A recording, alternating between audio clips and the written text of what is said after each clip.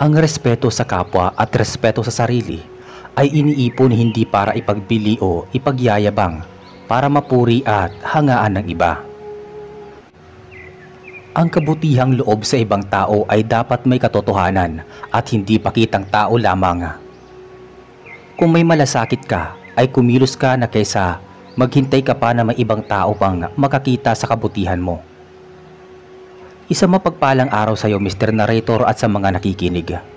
Ako po si Rinaldo, at ang kwento pong ibabahagi sa inyo ay hango sa aking tunay na karanasan noong makilala ko ang tendera ng kakanin na nagkaloob sa akin ng natatanging mutya na ginagamit ko ng matagal na panahon. Natatandaan ko noong 1979, naging kargador ako sa palengke sa aming lugar, sa bahaging Bacolod. Hindi na ako nakapagtapos sa sekundarya dahil sa hirap ng buhay at tinulungan ko na lamang na maghanap buhay ang aking ina. May maliit siyang pwesto sa palengke at nagtitinda siya ng mga isda. Patay na ang aking ama dulot ng matinding karamdaman. Hindi siya naagapang maipagamot sa ospital sa bayan dahil kapos na kapos kami sa pera. Tanging kami na lamang ng nanay ko ang nagsosuporta sa bawat isa sa araw-araw.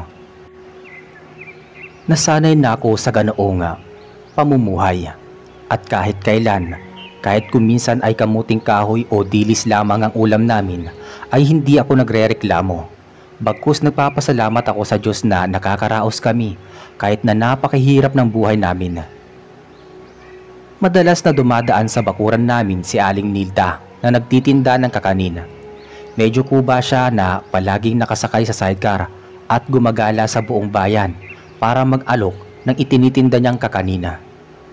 Parati kaming bumibili sa kanya at kapag malaki-laki ang nasasahod ko sa palengke sa pagkakarga, ay pinapakyaw ko ang tinda niya. Naawa kami sa kanya ng nanay ko. Alam kasi naming may binubuhay pa siyang 2 anak at wala na din siyang asawang katuwang niya sa paghahanap buhay. Isang araw, bago sumikat ang araw ay narinig ko ang boses ni Aling Nilda na nasa labas ng aming bahay. Nagmamadali akong lumabas nang makarinig ako na may sumisigaw sa labas ng bahay. Pagkubakas ko ng pinto ay bumungad sa akin sa di kalayuan si Aling Nilda na nakabulagta sa lupa at nakaipit sa katawan niya ang kanyang sidecar na nagkalat pa sa daan ang mga tinda niyang kakanina. Naalarma ako na baka nadisgrasya siya, subalit napahinto ako sa paglapit sa kanya nang makita ko ang magkapatid na sina Ismael at Oliver na anak ng dating kapitan sa aming lugar. Hindi sila kaagad kumilos kahit alam nilang humihingi ng saklolo si Aling Nilda.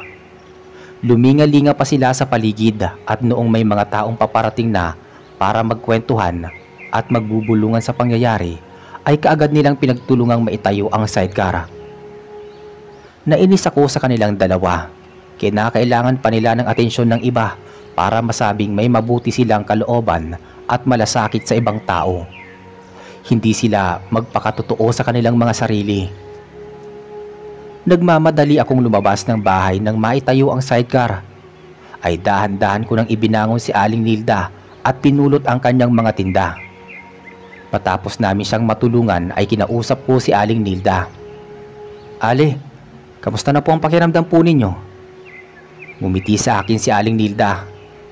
"Okay lang naman ako, iho. Salamat sa pagtulong ninyo sa akin. Naku, sayang naman ang mga kakanin ko. Mukhang hindi na ako makakabenta sa araw na ito." Labis ang panghihinayang ni Aling Nilda at kita ko ang lungkot sa kanyang mga mata. Dumukot ako sa bulsa ko at may nakapa akong pera. Inilabas ko ang 50 piso na noon ay malaki na ang halaga.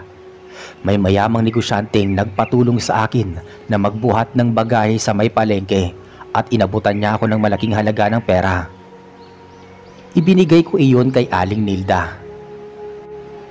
"O Ale, sa'yo na po itong pera ko bilang pantulong po sa inyo. Huwag po kayong mag-alala at mahahanap ko pa naman ang ganyang halaga ng pera sa mga susunod na araw." Sabi ko rito. Ayaw tanggapin ni Aling Nilda ang pera. "Iho, wag na. Alam ko na mas kailangan ninyo yan ng nanay mo para maibili kayo ng bigas at ulam." Subalit nagpumilit ako kaya tinanggap na rin niya ang pera. Busilak ang kalooban mo, iho. At kahit mawalan ka ng pera ay walang problema sa'yo. Basta makatulong ka sa ibang tao. Napahanga mo ako. Sabi ng matanda. Hinaplos niya ang mga palad ko at may ngiting sumilay sa kanyang muka. Matapos nun ay nagpasalamat din siya sa dalawang binatang tumulong sa kanya. Pagkatapos ay pinaandar na ang kanyang sidecar at umalis sa aming harapan. Lumapit naman ako kina Ismael at Oliver at pagkatapos ay nagwika. Salamat sa pagtulong ninyo kay Aling Nilda. Kaya lang sa susunod tumulong kayo na may pagkukusang loob at hindi pakitang tao lamang. Mabait at may malasakit ang inyong ama sa ating lugar noong nagsisilbi pa siya bilang kapitan. Kaya gawin nyo sanang halimbawa siya na dapat ninyong tularan. Sabi ko rito. Hindi nagustuhan ni Ismael ang mga sinabi ko. Aba, ang yabang mo ah. Totoo namang tinulungan namin ng matanda. Akala mo kung sino ka nakapagtapos ng pag-aaral. Sino ka ba? Isa ka lamang kargador sa palengke at mas mahirap ka pa sa daga. Sumama ka na lang sa byuda mong ina at magtinda na lamang kayo. Baka sakaling magkapera pa kayo sa maghapon. Napikon ako kaya sinugod ko siya at sinuntok sa muka. Bumuelta si Ismael at ginantihan din ako ng suntok. Akala ko ay pagtutulungan nila akong dalawa nang biglang sumigaw ang nanay ko at lumapit ang dating kapitan na si Mang Roger at pinangaralan ang kanyang anak. Kasunod noon ay inawat sila at pinapasok sa loob ng bahay. Lumakad naman kami ng nanay ko sa aming bahay habang pinagtitinginan kami ng mga tsismosang kapitbahay. Pagkapasok ko sa bahay ay dumiretso ako sa lababo at naghugas ng muka. Biglang nagsalita si Nanay Pilar. Anak, ikaw na mismo ang umiwas sa magkapatid na yon. Alam mo namang mayabang at basagulero silang dalawa. Huwag mo na lang silang papatulan at sakit lamang sa katawan ang aabutin mo sa kanila. Sabi ng nanay ko. Inay, wala naman po akong masamang intensyon Sinabihan ko lamang sila na kung tutulong sila sa kapwa, huwag pakitang tao. Kung hindi pala dumating ang kapitbahay natin kanina, hindi pa nila tutulungan na makabangon si Aling Nilda mula sa pagkakataob ng sidecar. Nagulat si Nanay Pilar sa kanyang mga narinig at nahabag siya kay Aling Nilda. Pero pinakalma ko siya at nangako ako na hindi na muli makikipag-away sa magkapatida. Matapos ang pag-uusap namin ay nag-umpisa na kami mag-almusal at gumayak na kami ng mga dala sa palengke. Kaso talaga yatang hindi ako nilulubayan ng panganiba. Pagkadating namin sa palengke at pagsapit ng tanghali ay napansin ko sina Ismael at Oliver na may kausap na isang grupo ng mga bruskong kalalakihan. Napasulyap sa akin ang magkapatid bago inabutan ng pera ang pinakamatangkad na lalaki sa grupo bago sila umalis. Pagkasulyap ko sa kasamahan kong kargadora na si Norman ay tila namutla ang mga mata niya at pinagpapawisan siya ng malalapot habang nakatingin sa mga bruskong lalaking papalapit sa aming direksyon. O pare, ayos ka lang ba? Bakit parang takot na takot ka? Sino ba sila? Tanong ko sa kanya. Pare, grupo ni Tonyo ang mga yan. Mga kilala sila bilang mga tirador ng mga mangungutong. Lalo dito sa palengke. Walang makapagsumbong sa kanila sa mga alagad ng batas dahil sa takot na mabueltahan sila at mapahamak. Paring Norman, ibahin mo ako sa mga tao dito dahil hindi ako magpapasindak sa mga yan. Kung hindi sila kayang isuplong, ako mismo ang gagawa nun para mahabla sila. Magsasalita pa sana si Norman nang biglang may maganda at sexing babae ang dumaan sa aming harapan at bumili ng gulay sa palengke. Mukha itong mayaman at nakasuot ng salamin sa mata. Pagkakita sa kanya ng grupo ni Tonyo ay sumipol sila at kaagad na lumapit sa babae. Napakabilis ng pangyayari at biglang hinawakan ng lalaking tinatawag na Tonyo sa may bahaging puwet ang babae. Napasigaw ito at pagkatapos ay mabilis na sinampal sa muka ang naturang lalaki. Bastos ka! Wala kang respeto sa babae! Tulungan niyo ako! Sabi ng babae. Nanggigil si Tonyo at hinawakan sa kamay ang babae. Matapang ka! Wala pang ibang babae ang nakakasampal sa akin. Dapat ibigyan kita ng leksyon. Sinenyasan niya ang mga kasamahan. Hindi rin makatulong ang tindera sa may harapan nila at nakitang may mga dala itong mga patalim. Naglakas loob akong tulungan ang babae kahit na pinipigilan ako ni Norman. Lumapit ako sa kanila at pinagbubulyawan sila bago pa nila malapastanganan ang magandang babae. Hoy, bitawan ninyo ang babae. Wala kayong galang, pati inosenteng babae hinihipuan ninyo. Wala ba kayong mga ina? At kung makapambastos kayo, para kayong hindi pinalaki ng maayos ng mga magulang ninyo Wika ako rito. Tumigil si Tonyo pati ang mga kasama niya sa pananakit sa babae. Aba, ang lakas ng loob mong pagsalitaan kami ng ganyan. Hindi mo ba kami nakikilala? Hindi ka pari para sermonan kami. Sige, mag-toast tayo. Nang magkanda bali-bali ang mga buto mo at hindi ka na makalakad pa. Isa-isang lumapit ang mga lalaki at mukhang gigil na gigil silang makapanakit ng tao. Pinatikim ako ng tigkabila ang suntok sa mukha ni Tonyo pero nakahanap ako ng tiyempo at nasuntok ko siya sa tagiliran saka nasikmuraan. Bigla akong hinawakan sa tigkabila ang kamay ng mga kasamahan niya, subalit napahinto kaming lahat nang makarinig kami ng putok ng baril sa di kalayuan. May paparating na mga pulis. Dali-daling tumaka si Tonyo kasama ang dalawa pang mga lalaki, subalit hindi nakaligtas ang apat nitong mga kasamahan. Pagkadating ng dalawang pulis ay kaagad na nagpaliwanag ang babae at pinagtuturo ang mga bruskong lalaki. Mabilis silang dinakip at nilagyan ng posas ng mga pulis. Samantalang may lumitaw na mga bodyguards ang babae at kinamusta ang lagay nito. Lumapit sa akin ang babae at nagpasalamat bago inilahad ang kamay. Ako nga pala si Nadia at anak ako ng mayamang negosyante sa Maynila na may-ari ng malalaking planta at mga pabrika. Nagpapasalamat ako sa pagliligtas mo sa aking buhay. Ano nga palang pangalan mo? Sabi ng babae. Tumugon ako sa kanya. Ako po si Rinaldo. Kargador po ako dito sa palengke. Huwag mo pong alalahanin yun at masaya na akong makita kang ligtas sa kapahamakan. Pinagmasdan akong mabuti ni Nadia at napangiti siya sa akin pagkatapos ay may kinuha siyang maliit na card mula sa maliit niyang bag saka niya iniabot sa akin. Kapag kailangan mo ng trabaho, huwag kang mahihiyang tumawag sa akin. Pwedeng-pwede kitang gawing bodyguard. Alam ko na may ipagtatanggol mo ko sa masasamang tao. Nagpasalamat ako at nahihiyang ngumiti sa babae bago siya umalis sa palengke kasama ang kanyang bodyguards. Pagkatapos noon ay inaasar pa ako ni Norman. Pare, napakaswerte mo naman at talagang hulog ng langit pa yung maganda at sexing mayamang babae. Binigyan ko pa ng trabaho. Kung ako sa'yo, itinanggap ko na yung trabaho na yon. At yak na malaki ang sahod mo. Jackpot ka pa at maganda ang amo mo na pwede mong ligawan. Sinapok ko si Norman. Sira ka talaga. Pinapairal mo na naman yung kamanyakan mo. Huwag mo nga akong itulad sa'yo. At saka hindi ko kayang iwanan ng nanay ko, no? Nakakaya. Saka siguro pag-iisipan ko pa yung inaalok niyang trabaho sa akin. Isa pa, hindi ko pa lubusang kakilala si Nadia. Ayoko magtiwala kaagad sa kanya. Naku, bahala ka nga. Grasya nang lumalapit sa'yo pagkatapos nag-aarti ka pa. Ano ka, artista? Sige na, bilisan na natin tong pagkakarga ng mga sako para makakain na tayo ng tanghalian. Tumalima ako kay Norman at binuhat ang isang mabigat na sako. Pagkatapos namin nakapagkarga ay magkakasama kaming kumain sa karinderya ng aking nanay, pati ni Norman. Sumapit ang hapon at napadaan ako sa may fishport at nakita ko doon ang presensya ni Aling Nilda na nakasakay sa may sidecar.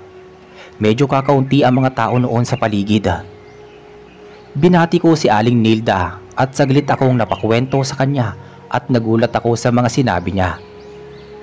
Mukhang may tinulungan ka na namang ibang tao at hindi ka nagpasindak sa mga malalaki at malalakas na kalalakihan. Teka, Aling Nilda, paano niyo po nalaman ang tungkol dun? Tanong ko sa kanya. May nakapagsabi sa akin. Naisip ko na wala namang ibang nakasaksi sa amin kung hindi si Norman, isang tendera at pati si Nadia. Pero napaka-imposible namang isa sa kanila ang magsabi noon kay Aling Nilda dahil hindi nila iyon kakilala. Magsasalita na sana ako nang may iabot sa aking kakaibang bato si Aling Nilda. Iho, alam ko na likas kang matulungin at may malasakit sa kapwa, kaya hinahandugan kita ng mutya ng tipaklong. Nagtataglay iyan ng kapangyarihan na maging maliksi ang pangangatawan mo. May kakayahan din na tagaliwas at magkakatalong ka ng mataas tulad ng tipaklong. Hindi ka rin basta-basta dadapuan ng sakit. Nararamdaman ko na marami kang mapanganib na susuungin, kaya nararapat lamang na magtaglay ka nito bilang proteksyon. Kaya din itong mapaibig o mapaamo ang taong iniibig mo at nakakaalitan. Busugin mo ito ng orasyon at huwag ipagyayabang. Gamitin mo sa kabutihan. Sa puntong iyon ay nagtataka at naguguluhan ako sa mga sinasabi niya. Pero bakit ako po? Hindi po ako kilala at wala po ako sa posisyon para mapagkalooban ito. Isa lamang po akong ordinaryong kargador dito sa palengke. Umiiling-iling si Aling Nilda. Ikaw ang aking hinirang na mabiyayaan ng mutya ng tipaklong dahil sa kabutihan mo na walang kapantay. Maraming salamat din sa pagkakaligtas mo sa aking buhay. Napangiti ako kahit hindi ako sigurado sa mga bagay na iniisip ko ng mga oras na yon. At pagkatapos ay nagpasalamat ako kay Aling Nilda. Tinuruan niya ako ng orasyon kung paano dadasalan ang mutya. Sumapit ang takip silim at umuwi kami ng nanay ko sa aming bahay. Mukhang totoo ang sinasabi ni Aling Nilda. May kaakibat na swerte ang mutya. Malaki ang nabenta ng nanay ko sa pagtitinda ng isda, samantalang naman ako ay marami ang perang naiuwi sa pagkakarga sa palengke. Bumili kami ng bigas at pang-ulam namin hanggang sa kinabukasan.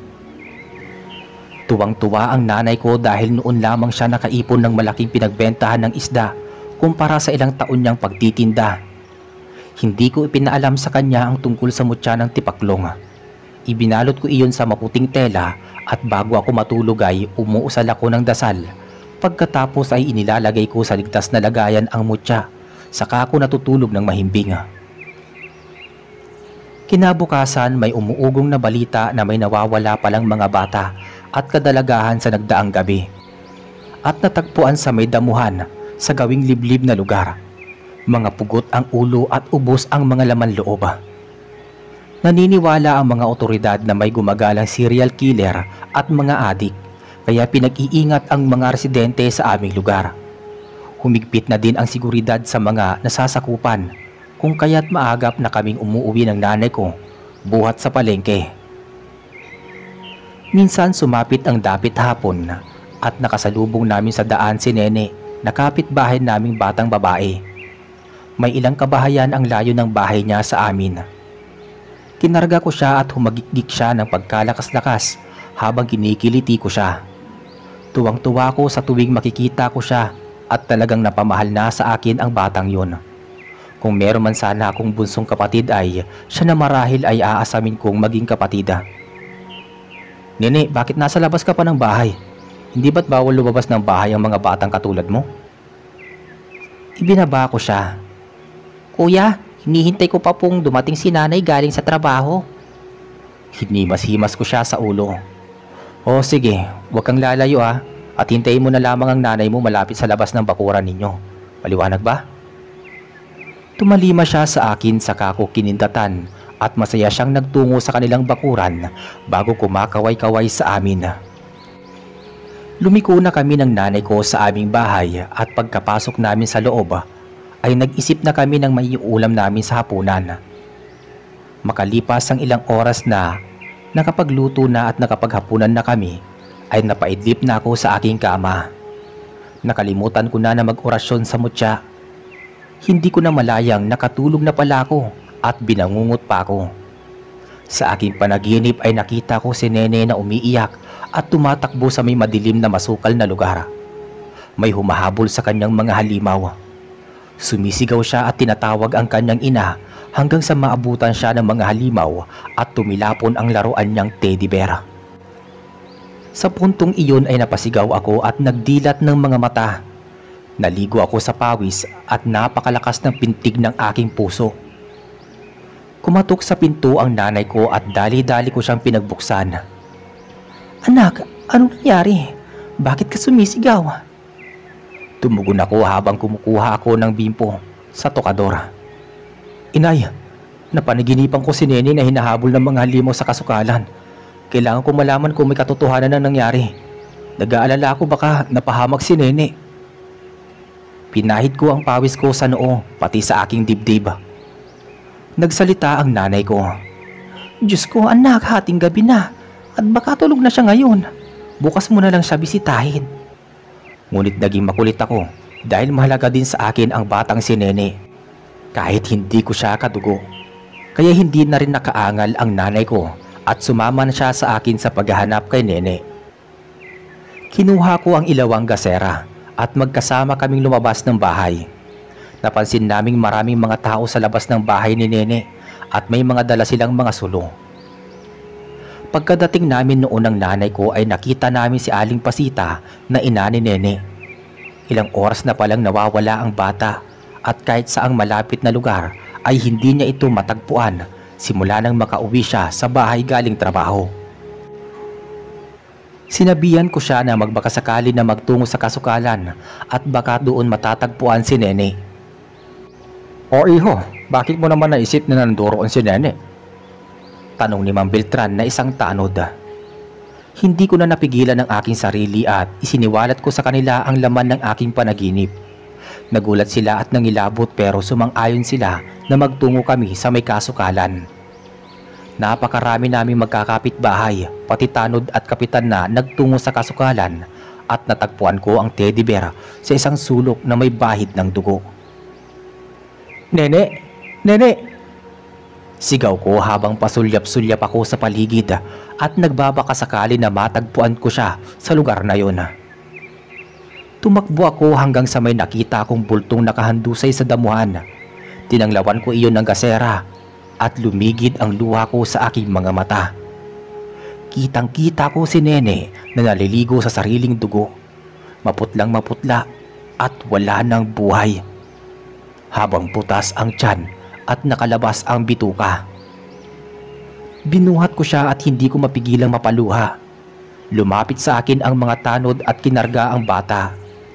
Pagkakita sa kanya ni Aling Pasita ay humagulgol ito at nagwala sa kanyang kinatatayuan. Pilit siyang pinapakalma at niyakap ng kanyang kapatid.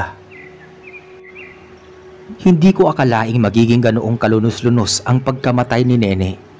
Hindi ko man lamang siya nailigtas sa mga walang hiyang halimaw na pumatay sa kanya. Bumalik kami sa aming lugar na magkakasama habang bitbit ang bangkay ni Nene. Naghalo-halo sa puso ko ang galit, puot at paghihiganti sa naging kamatayan ng inosenteng bata na naging bahagi na rin ng aking buhay. Hindi ako nakatulog sa buong magdamag. Kinuha ko ang mutya ng tipaklong at itinabi ko sa katabi ko sa higaan. Kung may kapangyarihan lamang sana akong baguhin ang nakatakda o mahika para maitaboy ang mga halimaw na pumatay kay Nene, marahil ay makakasama pa siya ng kanyang ina at may pagpapatuloy pa niya ang kanyang mga pangarap sa buhay. Kinaumagahan, dumaan na muna ako sa bahay ni Nene at nagpaabot ng dalamhati sa ina ni Nene bago kami dumiretso ng nanay ko sa palengke. Naisipan kong hanapin si Aling Nilda upang ipabatid ang nangyari subalit hindi ko na siya natagpuan. Kahit saang lugar sa may kalsada ay hindi ko siya makita. Nakakita ko ng ali at inilarawan ko si Aling Nilda at sinabi niya sa akin ang lokasyon ng bahay nito. Kaya naglakas loob ako na pumunta doon. Subalit laking gulat ko na hindi pala siya nakatira sa mismong address na ibinigay sa akin. Mabuti na lamang at nakasalubong ko siya sa daan subalit hindi siya nakasakay sa sidecar at bahagya siyang ngumiti sa akin pagkatapos ay isinama niya ako sa kanyang bahay. Nasorpresa ako nang malaman na sa may kakahuyan siya nakatira at ang mas matindi ko pang ikinagulat ay bigla siyang nagbagong anyo pati ang kanyang dalawang anak. Nagbago din ang itsura ng kanyang bahay at naging isang marilag at makulay na palasyo. Hindi ko lubos maisip na ang kubang tendera ng kakanin ay isa palang makapangyarihan at mahiwagang engkanto. Pero sinabihan niya ako na huwag matakot sa kanilang mga anyo dahil mabubuti silang nilalang. Iho, kalahating tao at kalahating engkanto kami ng anak ko. Kaya ako pa rin si Aling Nilda. Alam ko na masama ang loob mo dahil sa pagkamatay ng kaibigan mo. Pero huwag mong hayaang kainin ka ng galit mo sa nilalang na pumatay sa kaibigan mo. Kinakailangan mong makapag-insayo at makapag-focus ang isip bago harapin ang mga kampo ng kadiliman. Aling Nilda, ano po bang ibig ninyong sabihin? Sino po ang tinutukoy ninyong mga kampo ng kadiliman? Tumugon si Aling Nilda. Mga aswang ang pumapatay sa mga kabataan at kadalagahan sa ating lugar na pinamumunuan ng grupo ni Tonyo. Pinalakas nila ang kanilang puwersa upang makapatay ng mga tao. Kailangan mo mailigtas ang mga nasasakupan mo laban sa mga aswang gamit ang mutya ng tipaklong. Teka Aling Nilda, ako po bang lalaban sa mga aswang? Ako pong mag-isa? Wala po akong kalaban-laban sa kanilang grupo. Paano ko po may pagtatanggol ang aking sarili gamit lamang ang mutya? Napangiti si Aling Nilda bilang engkanto. Inakbayan niya ako saka siya nagwika. Huwag mong ko-questionin ang kakayahan mo. Hindi ka mahina. May taglay kang espesyal na lakas at tapang na wala sa ibang tao. Tandaan mo, walang imposible sa taong may pagtitiwala, paninindigan at pusong handang lumaban. Mararamdaman mo sa sarili mo kung kailan ka dapat lumaban sa mga aswang. Nagtatago sila sa mga bahaging liblib na lugar pagsapit ng dilim. At huwag kang mag-alala dahil may mga tulong na darating sa'yo. Kusa na lamang itong lilitaw sa harapan mo. Isa pa, huwag mong babaliwalain ang swerte na dulot sa'yo ng isang babae. Wika ni Aling Nilda sa anyong engkanto. At pagkatapos niyang magsalita ay bigla na lamang siyang naglaho sa harapan ko, kasabay ang kanyang mga anak at ang palasyo ay naging isang bahay kubo. Bumalik ako sa palengke at katanghali ang tapat. Kaya dumiretso na ako sa karinderya at inabutan ko na kumakain ang nanay ko pati si Norman. Pagkakita nila sa akin ay nagtataka sila kung bakit noon lamang ako muling nagpakita sa kanila. Tinanong nila ako kung saan ako nanggaling at kung ano-anong imbentong kwento ang sinabi ko sa kanila. Mukhang hindi pa kumbinsido ang nanay ko pero hindi niya na ako pa pinaamin. May mga araw na hindi ako pumapasok sa trabaho at nagtutungo ako sa may kakahuyan para makapag-insayo sa tulong ng mga engkanto. Sinusundo ko na lamang ang nanay ko sa palengke sa tuwing hapon. Nagsosuspecha na siya sa akin subalit hindi pa rin ako umaamin sa kanya. Napakarami ko na ring natutunang orasyon sa mga engkanto kaya hindi na ako mahihirapan pa kung sakaling makaharap ko ang mga aswang. Lumipas ang 4 na araw at naramdaman ko na handa na ako sa pakikipaglaban. Nakasigurado na ako sa aking sarili. Isang gabi ay pumuslit ako sa bahay dala ang itak, buntot pagi, pati ang mutya ng tipaklong. Pinatulog ko ang nanay ko at sinelyuhan ang loob at labas ng aming bahay upang walang aswang ang makalapit dito. Biglang sumulpot sa harapan ko si Norman at kinulit niya ako kung saan ako pupunta. Hindi ko malaman kung bakit nasa tuwing panganib ako ay palagi siyang dumarating. Marahil ay ganoon nga ang tunay na kaibigan. Dumarating sa hindi inaasahang pagkakataon para makatulong. Hindi ako makapagsinungaling sa kanya dahil alam ko na kahit anong sabihin kong palusot ay hindi ako makakalusot sa kanya dahil malakas ang pakiramdam niya at hindi siya nagkamali sa kanyang mga hinala. Malakas ang pakiramdam niya sa mga kutob o palagay, kaya napilitan na akong ipagtapat sa kanya ang katotohanan. Alam ko namang pagkakatiwalaan ko siya at maiingatan niya ang aking lihim, kaya isinama ko na lamang siya sa pagtugis sa mga aswang at ibinigay ko sa kanya ang buntot pagi. Nakarating kami sa may bundok at doon ay nakarinig kami ng mga kaluskos at usapan sa di kalayuan. Maingat kaming nakinig at nakiramdam sa isang tabi hanggang sa namataan namin sina Ismael at Oliver na kausap sina Tonyo at 2 pa nitong kasamang mga lalaki. Hindi na namin kaya mga pinapagawa ninyo. Itigil na ninyo ang pagpapatay. Oo, kaibigan namin kayo. Pero hindi kaya ng konsensya naming makitang pinapatay ninyo ang mga tao sa ating lugar. Mas mabuti pang magsumbong na lang kami sa otoridad bago pa kayo makapaghasik ng lagip. Saad ni Olivera. At sinong tinakot ninyo? Kami? Pweh, hindi kami natatakot sa inyo. Kung magkakatraduran lamang, mabuti pala patay na namin kayo. Biglang bumangis ang mga anyo ni Tonyo at ng mga kasama niya habang tumatakas sina Oliver at Ismael palayo sa kanila. Subalit, nangadapa sila sa mabatong lupa at bumagsak sila parehas. Lumundag ang tatlong aswang at balak nilang pagtulungang patayin. Lumabas kami sa aming lungga at binulyawan ko ang mga aswang. Hoy, pakawalan nyo sila. Wala silang kinalaman dito at kami ang harapin ninyo. Wika ako rito. Napatingin silang lahat sa amin. Nasa sentro kami ng atensyon nila.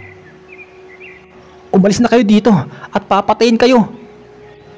Utos ni Ismaela. Tumakas na kayo, Rinaldo. Saad naman ni Olivera. Bumangis at nanlisik ang mga nagbabagang mga mata ng mga aswang. Binaliwala nila ang magkapatid at mabilis silang nagtungo sa kinatatayuan namin. Doon nagsimula ang sagupaan. Pinaghahampas ni Norman ang dalawang aswang gamit ang buntot pagi. Samantalang ako naman ay pinagsusuntok sa muka, kinalmot at ibinalibag ni Tonyo sa lupa. Subalit hindi ko naman masyadong naramdaman ang sakit noon. Dulot marahil iyon ng mutya ng tipaklong. Akmang aatakihin niya ako nang bigla ko siyang sinipa sa muka. Tumilapon siya at nagpatalon-talon ako na para bang tipaklong. Binunot ko mula sa aking kaluban ang itak at binanatan ko siya ng saksak sa tigkabilaang tagiliran. Nabutas at sumirit ang kanyang dugo. May natitira pa siyang lakas noon subalit bago pa niya ako makalmot sa muka ay inunahan ko na siya at tinagpas ang kanyang ulo. Sa kabilang dako naman ay napatay na ni Norman ang dalawang aswang sa pamamagitan ng buntot pagi. Nasunog ang buo nilang katawan at umusok pa. Napakarami nilang mga latay. Pagkatapos naming masiguradong patay na silang lahat at wala na sa aming malubhang nasaktan, ay naglakad na kami ni Norman. Nakasalubong pa namin sila Ismael at Olivera. Hindi pa pala sila umalis at hinintay talaga nila kami para makausap. Maraming salamat sa inyo, Rinaldo at Norman. Utang namin sa inyo ang aming mga buhay. Pasensya na kayo sa kayabangan namin. Masyado kami naging bilib sa aming mga sarili at inapakan namin ang mga taong kagaya ninyo. Pero ang totoo, sa huli malaman namin mga aswang ang mga kaibigan namin. Nahuli namin silang kumakain ng mga laman loob ng tao dito sa bundok. Kaya balak namin silang isumbong sa mga alagad ng batas. Tinapik ko sa balikat si Ismaela. Tama yung desisyon ninyo magkapatid. Mabuti pa ay umuwi na tayo. At bukas na magtungo tayo sa presinto. At ipaliwanag ninyo ang mga naganap na pagpatay ng mga aswang. Basta tandaan ninyo na kusang loob ang pagtulong. At wala itong hinihinging kapalit. Tumalima silang magkapatid at nakipagkamay sila bilang pagsisimula ng aming panibagong pagkakaibigan at pagkatapos nun ay bumaba na kami sa kapatagan.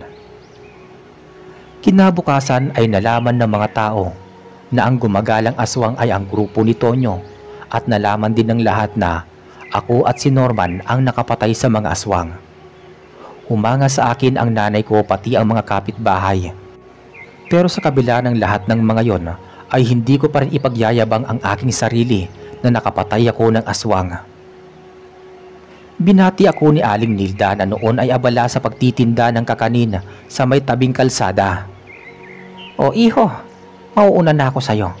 Basta palagi mong pakaiingatan ng mutya at gumawa ka ng mabuti sa kapwa mo. Huwag mo ding baliwalain ang swerte kapag may oportunidad at tanggapin mo dahil minsan lamang iyan dumaan sa buhay mo. Makahulugan at malaman ang mga binitawan niyang mga salita. Nagpasalamat ako sa lahat ng bagay na naitulong sa akin ni Aling Nilda at pagkatapos ay bumalik na ako sa aming bahay. Hindi na muna kami pumunta sa palengke ng nanay ko at naisipan namin magtungo sa simbahan para magsimba at magpasalamat sa Diyos. Pagkalabas namin sa simbahan, ay nakasalubong namin si Nadia na naglalakad patungo sa kanyang kotse. Pagkakita niya sa akin ay bumati siya at masayang ngumiti sa akin. Papalapit na sana siya sa amin nang biglang may sumalida sa kanyang lalaki at hinablot ang kanyang bag. Sumigaw si Nadia. Dahil doon, bumaba sa kotse ang kanyang mga security guard. Sininyasan ko naman ang nanay ko na maghintay sa akin sa lugar na kinatatayuan namin at pagkatapos ay buong lakas kong hinabol ang magnanakaw. Hindi ko na alam kung gaano ako kabilis, subalit napakatalas ng mga mata ko at halos pagtinginan ako ng mga tao sa paligid. Natagpuan ko ang magnanakaw na pasakay sa tricycle nang bigla kong lumundag at mahablot ko ang damit niya. Pumalag siya at nabitawan ang bag pero nasikmuraan ko siya at nasipa sa tagiliran. Napabagsak siya sa lupa at hustong dumating ang mga bodyguards pati ang isang pulis. Ipinaliwanag ko sa pulis ang nangyari at dinakip nito ang magnanakaw. Isinabay naman ako ng mga bodyguard sa kanilang paglalakad at hangang-hanga sila sa katapangan at liksikong gumalaw na tulad ng tipaklong. Tahimik naman ako at hindi ko sinabi sa kanila kung saan nagmumula ang ipinakita kong lakas at liksi sa pakikipaglaban sa magnanakaw. Pagkabalik namin sa may labas ng simbahan ay nagulat pa ako nang yakapin ako ng mahigpit ni Nadia at hinalikan ako sa pisngi. Napakabango niya at parang nahilo ako sa halimuyak na dala ng kanyang hininga, pati ng mapupulan niyang mga labi. Kahit sinong lalaki ay talagang mabibighani at matutukso sa kanya. Nagising na lang ako sa katotohanan nang marinig ko ang masigla niyang tinig. Maraming salamat na naman sa pagkakaligtas mo sa akin. Humingi ka lang sa akin ng kahit anong pabor at siguradong pagbibigyan kita. Namula ako sa sobrang hiya at hindi ako makapagsalita at parang nanigas pa ako mula sa aking kinatatayuan. Pagsulyap ko sa aking ina ay lalo na akong nahiya nang makita ko siyang humagalpak sa pagtawa mula sa pagkakakita niya sa ginawa sa akin ni Nadia. Lumapit ako at ipinaliwanag ko sa kanya na nakilala ko lamang si Nadia at walang anumang malalim na ibig sabihin iyon sa pagitan namin. Subalit ayaw niyang maniwala. Hindi pa rin umalis si Nadia at mukhang hinihintay pa niya akong makarating sa kinatatayuan niya bago ako kinausap ng masinsinan. Alam mo, mabuti pang gawin kitang personal bodyguard ko. Total naman kaya mo akong ipagtanggol sa mga masasamang tao at palagi mo akong inililigtas sa kapahamakan. Huwag ka na magpakipot at alam ko na kailangan mo ng pera kaysa namang habang buhay kang kargador. At saka sayang ang kagwapuhan mo kung mananatili kang kargador. Matutulungan mo pa ang nanay mo. O ano, payag ka na? Parang umurong ang dila ko at hindi ako nakapagsalita. Nag-isip-isip ako at hindi ko inaasahang pagkakataon ay sumagi sa isip ko ang mga sinabi ni Aling Nilda at siguro nga ay si Nadia ang babaeng sagot sa problema ko at magdadala sa akin ng swerte. Kaya wala akong pag-aalinlangang nagpasalamat at tumugon sa kanya. O sige, tatanggapin ko na ang alok mong trabaho. Kailan ako magsisimula at saan ako pupunta para makapag-apply ng trabaho? Sagot ko rito. Tumawa muna siya ng malakas bago ibinigay ang lokasyon ng kanyang tirahan. Matapos nun ay magalang siyang nagpaalam sa aming mag-ina bago sumakay ng kotse. Tuwang-tuwa ang nanay ko kay Nadia at biniro pa niya ako na ligawan ang dalaga dahil mukhang patay na patay ito sa akin. Anak, kita ko na kinikilig sa'yo si Bibi Nadia. Kumikislap pa ang mga mata niya bago siya pumasok sa loob ng kotse. Kaya tama lamang na tinanggap mo ang inaalok niya sa iyong trabaho. Tumawa na lamang ako at hindi na nagsalita pa dahil ayoko rin na lumawig ang pangaasar sa akin ng aking ina. Sa totoo lamang kahit nasa 22 taong gulang na ako noon ay hindi pa ako nagkakaroon ng kasintahan dahil mas inuna kong iprioridad ang nanay ko kaysa sa aking sariling kaligayahan. Sa sumunod na araw ay inihatid ko ang nanay ko sa palengke at inihabilin kay Norman. Pagkatapos ay dumiretso ako sa bahay ni Nadia. Nagulat pa ako nang makitang mansyon ang bahay nito. Natanggap ako sa trabaho bilang personal niyang bodyguard o mas madaling sabihin na alalay, kasama niya kahit saan siya magpunta. Ako rin ang tagapagdala ng kanyang mga gamit. Tinuruan din akong magmaneho ng kotse at ako na rin ang ginawa niyang personal na driver. Hindi nagtagal at nagkasahod na din ako. Hindi ko na pinagtinda sa palengke ang nanay ko at pinagtayo ko siya ng sari-sari store sa aming bahay. Mabuti na lamang ay tumira na din sa Bacolod ang kapatid ng nanay ko na si Tia Marina kasama ang pamilya niya. Naging kapitbahay namin sila kaya hindi na ako nag-aalala sa tuwing ginagabi ako sa pag-uwi sa aming bahay. Kung minsan ay inaabutan ko siya sa bahay na kasama ang mga pinsan ko na nagkukwentuhan. Hindi rin naging madali ang trabaho ko kay Nadia. Palaging nasa panganib ang buhay niya at marami nagtatangkang dumukot sa kanya dahil sa mayaman ang kanyang pamilya. Kaya talagang ingat na ingat ako sa kanya. Bagay na mas lalo niyang ikinahanga sa akin. At mukhang nagkakadagdag iyon ng interes niya sa akin dahil maginoo ako at pinapahalagahan saka pinoprotektahan ko siya kahit wala naman kaming relasyon. Hindi nagtagal at nahulog ang loob ko sa kanya at kahit medyo kuminsan ay may taglay siyang kaartihan sa katawan, napakarami ko din naging karibal sa puso niya. At sa maniwala kayo sa hindi, ay ipinaglaban namin ang aming pagmamahalan sa mga magulang ni Nadia. Ginawa ko ang lahat ng makakaya ko para maging karapat-dapat ako sa pagmamahal niya. Kahit isang hamak na bodyguard lamang ako at hindi ko kayang matumbasan ang kayamanan ng pamilya niya. Di naglaon ay naging magkasintahan kami, bagay na hindi ko sukat akalaing magkakatotoo dahil magkalayo ang estado ng aming pamumuhay. Pero sa kabila nun ay tinanggap ako ng buong buo ni Nadia at tumibay ang relasyon namin sa pamamagitan ng tiwala, sakripisyo at pagmamahal.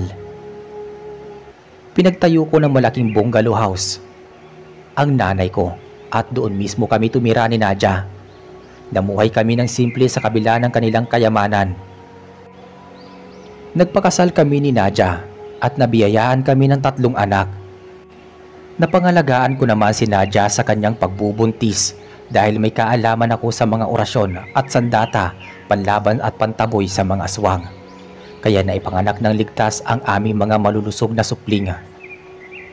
Natulungan ko din si Norman na makapasok sa ibang trabaho at kinuha ko pa siyang best man sa kasal ko, pati ninong sa mga anak ko. Napaswerte din siya dahil naging nobya niya ang kaibigan ni Nadia na isa ring anak ng mayaman sa Zambales. Malaki ang pasasalamat niya sa akin at hindi ko rin siya iniwan kahit na medyo nakakaangat din ako sa buhay pagkatapos ko mapangasawa at magkapamilya. Paminsan-minsan ay nakikita ko pa rin si Aling Nilda at pinapakyaw ko ang mga tinda niyang kakanin. Ipinakilala ko din sa kanya si Nadia pati ang mga anak ko. Lumaking hindi maarte sa pagkain ang aking mga anak. Marunong din silang makisama sa ibang tao. May respeto sa mga magulang at may takot sa Diyos. Ipinaalam ko sa pamilya ko ang tungkol sa mutya at kahit kailan ay hindi ko yun ginamit sa kasamaan at ipinagyabang sa ibang tao sa aming bayan. Ginamit ko ang aking sipag, tiyaga at determinasyon upang magtagumpay sa buhay at makatulong sa mga nangangailangan. Dito na po natatapos ang aking kwento at maraming salamat po sa pagpili ninyo ng aking kwento. Maraming salamat din po sa inyong pakikinig.